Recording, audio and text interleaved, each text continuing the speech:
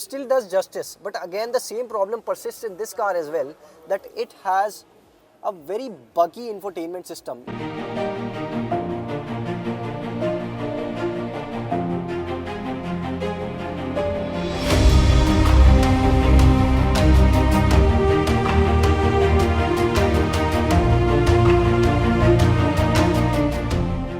Hello everyone, welcome to Autonomous Age, and this is Akhil Tewatia, and today we have the Tata Nexon EV Long Range Edition. This is a fearless variant, and this is a second to top variant. This car is going to fall in the category of from 15 lakh to 21 lakh rupees on road Delhi.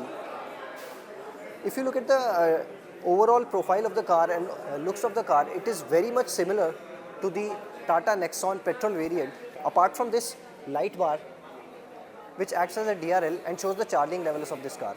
This car has a battery of 40.5 kilowatts and has a power output of 143 PS and a torque output of 250 Nm. This is slightly lesser than the previous car. This car is lighter by 20 kilograms. It does not affect on the overall performance of the car. Let's come to the side profile of this car and see some of the other features that this car offers. It has that DOT EV badging. And then we have, if you come to the rear profile of the car, again you will see a rear camera, two sensors and DOT EV badging along with the Nexon badge. If you open the boot of this car, it is a 350 litre boot, which is slightly lesser as compared to the Tata Nexon car.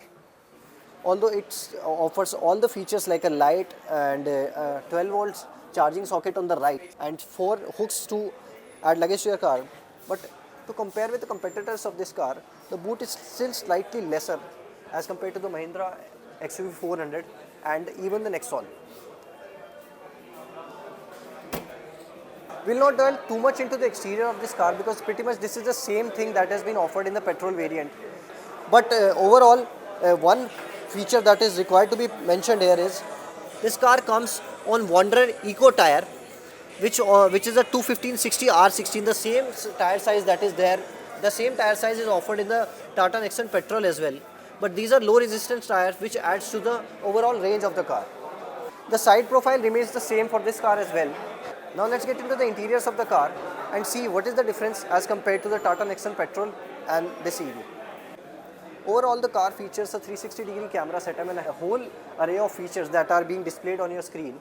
You can take a screenshot of the same and see for yourself which car suits you more. Let's get into the interiors of this car. For some reason, the doors of this car feel slightly lighter than the regular Nexon, but you still feel the same amount of finishing and quality in this car. Although in the top variant, it features dual tone interiors, shots of which you must be seeing right now, and it features a slightly bigger screen in the top variant. But in this fearless variant, we have this smaller screen setup. The car offers a wireless charging system that is a standard in both the cars. It has all the AC controls down here. This is a gear shifting knob. It offers an electric parking brake, but in the Nexon there is a manual one. That is the difference in this car, although the boot space remains the same and everything else pretty much remains the same. There is ample space in this car and the seats again are very cushiony, very good under thigh support, very good headroom for the front passenger. This car is now set up for my driving position and I am slightly above 5'10". And let's get into the rear of this car and see how the comfort is there in that.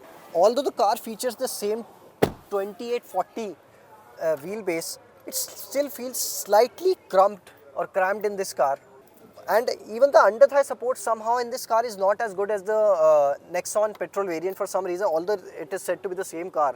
This car has fabric upholstery since this is not the top variant, but the top variant features all leatherette upholstery in the car.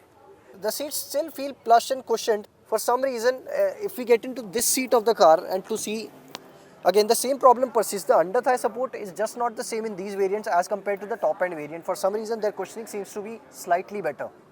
Drawback or one elimination in this car is this car does not feature USB charging port that the petrol variant features. It only has a Type-C in the back. Now let's drive this EV and see how it performs in the real world. If you set your foot on the throttle, fasten passenger seat the belt. car is responsive and the region works fine as well. Right now we have region 1 activated on this. It has 4 modes, that is 0, 1, 2 and 3. To increase the regeneration of the car, you need to use the pedal shifters while it's standing. The car's power delivery is very linear and it's not as peppy, although you do not feel any form of lack of power or responsiveness from this engine. It has been said that the power has been reduced by a few kilowatts in this car, but it has also been made lighter by 20 kgs. Overall, the car performs in the same fashion as it did perform in the previous generation of this car.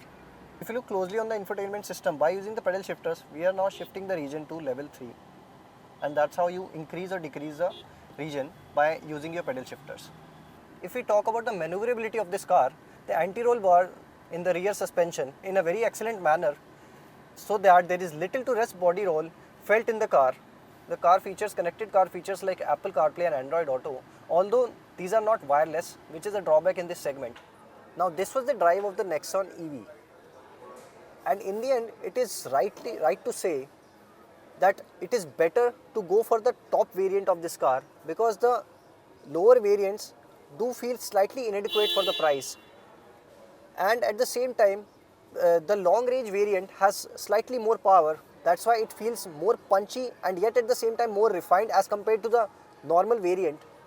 Also, the long range variant seems more practical for the real usage, for daily usage. If you put the car on the sports mode and you really start revving the car, the range drops very quickly and very drastically. So the normal variant of this car would not do justice and might not be as practical for you as you might think. In the end, I would just say this much, that the car still feels a very refined, very nice car to drive as a daily driver, and you can still use it to do short trips over the weekends, and it will not be much of a hassle. I hope you liked this video. If you did like this video, please like, subscribe and share to our channel.